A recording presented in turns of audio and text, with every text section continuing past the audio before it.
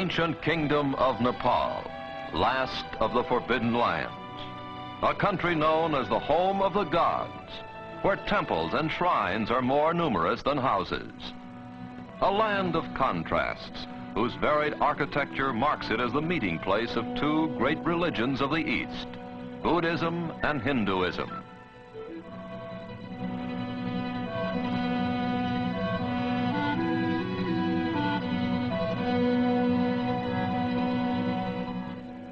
A land where primitiveness and ritual go hand in hand with friendliness and laughter.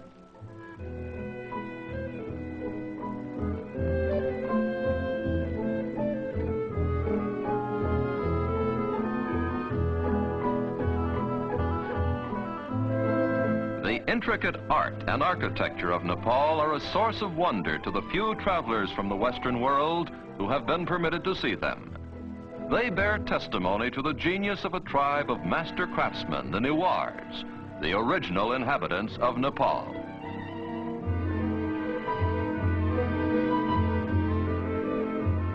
In centuries past, the Newars traveled far beyond their own borders, and in all likelihood, it was they who introduced the distinctive pagoda style to China and Tibet.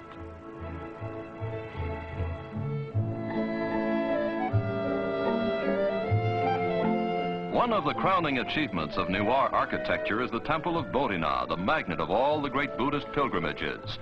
Fluttering prayer papers give the temple a festive air, while the glaring eyes of Buddha remind the faithful that their activities are being watched.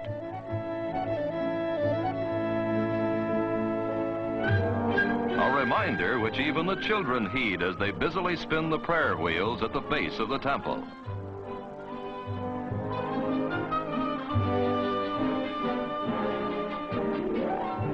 The 7 million inhabitants of Nepal live in a country ringed by mountains and guarded by jungle. There has been practically no contact with the Western world. For hundreds of years, each generation has known a primitive way of life, hardly any different from that of the generations preceding it.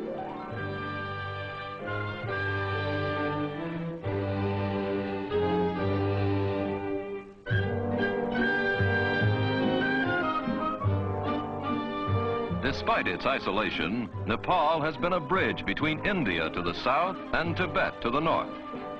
The mixture of these two civilizations has resulted in a bewildering variety of Nepalese costumes, customs, complexions, and, of course, eating habits.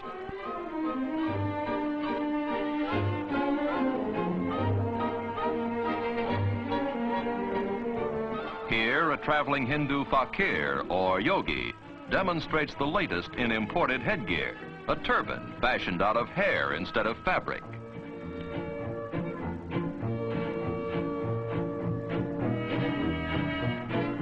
Ah, a perfect fit. This hairdo is much simpler. Only a top knot remains to lift the youngster to heaven should he die.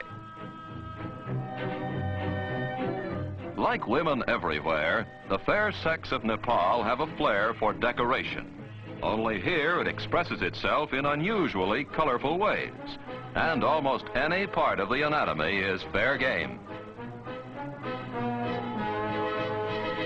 The Nepalese housewife has good cause for smiling. She's her husband's bank account. Instead of salting away his capital, hubby invests it in jewelry. A man's wealth can actually be gauged by the decorations sported by his ever-loving spouse.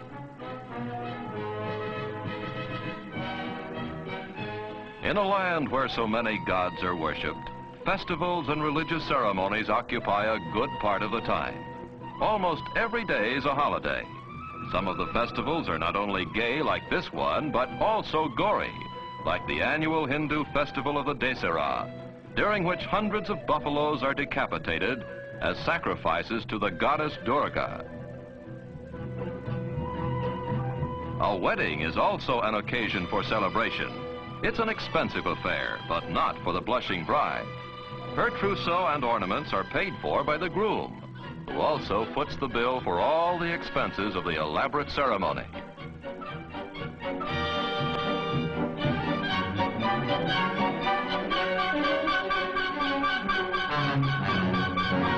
Pleasant as they are for the bride, weddings and festivals are only a brief interlude in a way of life that is hard and often unrewarding. The soil is poor, the tools of agriculture are primitive, and even when a crop does grow, it's often raided by sacred monkeys and other animals which cannot be harmed. Near Kathmandu, the capital of Nepal, there are several small towns. One of these is Pashupati, the doorway of death. The townspeople do a thriving business carrying bundles of wood. For the great desire of the Hindu is to be cremated here and then set afloat in the holy waters of the Bagmati River.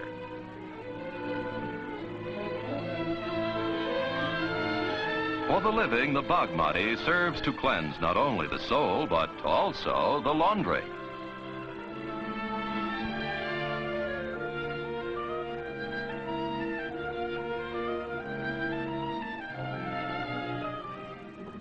And now we come to the ruling tribe of Nepal, the Gurkhas.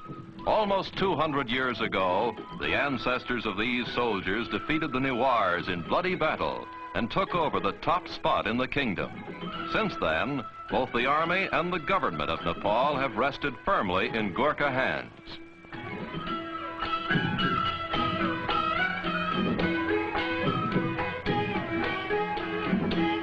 Despite his fondness for dancing while dressed in milady's finery, the Gurkha is considered one of the toughest fighting men in the world.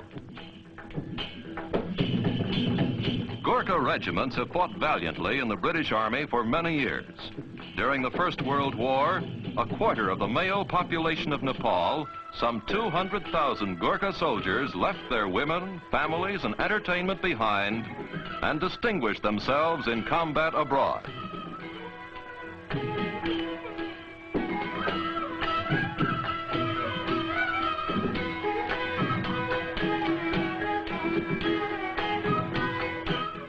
Although the Gurkhas have traveled beyond their own borders, Nepal itself, with its temples, beliefs, and people, has hardly been touched by what we call civilization. It remains a land of savagery, simplicity, and beauty.